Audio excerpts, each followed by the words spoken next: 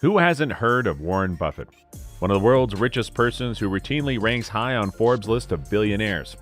As of now, his net worth is estimated to be $100 billion. Warren Buffett has a stellar reputation for his economic acumen and his benevolence. He's probably best known for being one of the world's most successful investors. Thus, it should come as no surprise that Warren Buffett's investment approach has become legendary. Hello, and welcome. Today's video, we will cover the success story of the greatest investor of all time, Warren Buffett. Let's get right into the video. Even as a child, Buffett exhibited an entrepreneurial spirit. He bought his first stock when he was 11 years old and put money into several businesses as he grew up. In 1930, his parents, Leela and Congressman Howard Buffett, gave birth to him. Warren was very interested in the fact that his father owned a small brokerage house. He would spend hours listening to the investors talk and work quickly, which eventually made him want to join them. He went to Nebraska Rose Hill Elementary School and then Woodrow Wilson High School when he graduated in 1947. In his high school yearbook, it said, "Mike's math will be a stockbroker in the future." Buffett was interested in money and business from a young age, and he had a few odd jobs. In his second year of college, he and a friend opened a business. They bought one pinball machine and put it in a barber shop in the neighborhood. In just a few months, they bought a few pinball machines and put them in 3 Omaha barber shops. Later, Buffett sold the business for $1,200 to a war veteran. Warren wanted to go into business as soon as he was done with school, but his father made him stay in school. So he reluctantly agreed to go to the University of Pennsylvania. After a while, he was moved to the University of Nebraska, where he got a business degree after 3 years. While he was at Columbia Business School, he met 2 well-known security analysts, Benjamin Graham and David Dodd. They stayed friends for life. Both men made a big difference in the life of young Warren.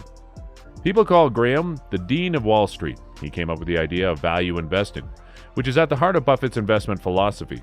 In an interview years later, Buffett said that Graham's classes on security analysis and his book, The Intelligent Investor, had a big impact on how he thought about investing.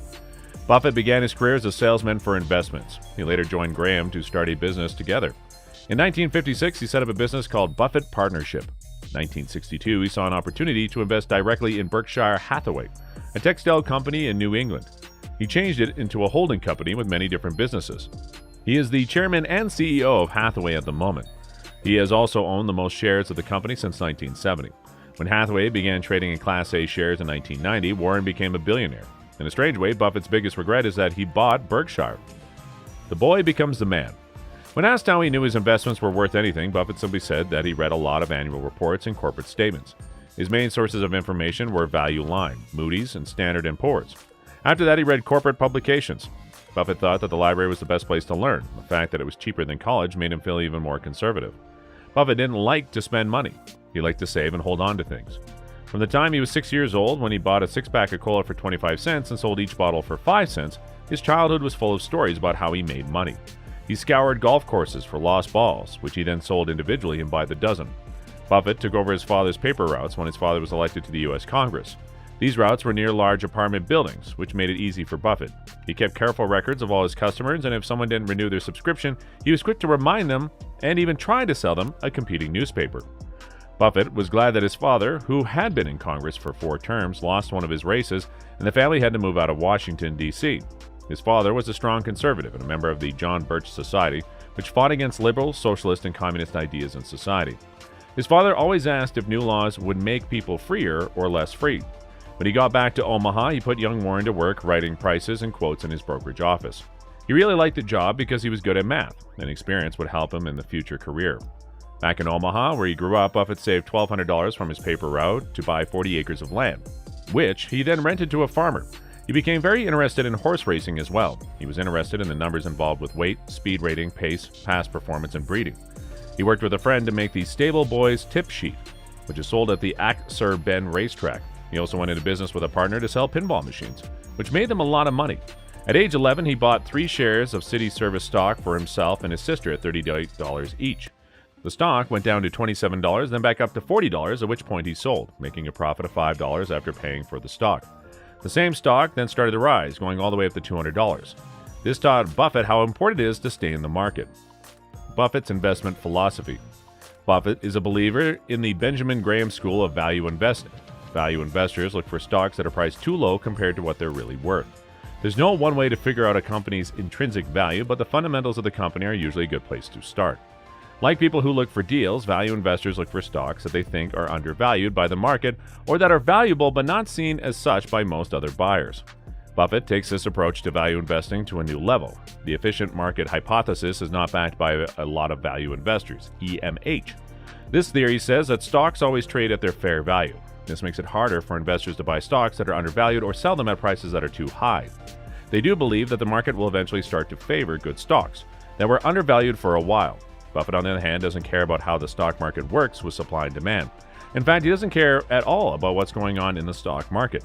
This is the point of his famous paraphrase of Benjamin Graham, quote, "The market is a voting machine in the short run, by a weighing machine in the long run." He looks at each company as a whole, so he chooses stocks based only on how well the company as a whole will do. Buffett holds these stocks for the long term. He isn't looking for capital gain, but rather ownership in high-quality companies that are very good at making money. Buffett doesn't worry about whether or not the market will eventually see how valuable a company is. He's worried about how well the business can make money. Buffett's methodology. When he looks at the relationship between how good a stock is and how much it costs, Warren Buffett asks himself a few questions to find low price value. Keep in mind that there are just some of the things he looks at as a part of his 6-step investment approach. Company performance, company debt, profit margins. Is the company public? Commodity reliance. Is it cheap? Buffett's top holdings. Based on regulatory filings from Buffett's public holding company, Berkshire Hathaway, it is possible to see which stocks Buffett has approved as good investments. As of now, these include Apple Incorporated, Bank of America, American Express, Chevron, Coca-Cola, Kraft Heinz, Occidental Petroleum, U.S. Bancorp, Hewlett-Packard, New Holdings. Conclusion. Warren Buffett built his investment career on the cornerstone of value investing. He found low-value deals that could turn into big money. Berkshire Hathaway is a great example of this. He put money into Berkshire even though he didn't know much about textiles. Eventually, he changed the company's focus. Berkshire is now one of the biggest holding companies that have business interests in more than one company. His story shows us that knowledge is always more important than luck. It gives you the power to make decisions that you can use to build a lot of money. His life shows us that we should never give up. If you start small, work hard to get big, and do what you do with passion. So, what are your thoughts about the life story of Warren Buffett? Were his hardships worth it? Tell us in the comment section below. And if you guys like this video, then be sure to give it a big thumbs up. Also, if you don't want to miss out on any new future videos, make sure to click on the subscribe button. Turn on the notification bell so that you are notified the next time we upload a video on the latest. Thanks for watching.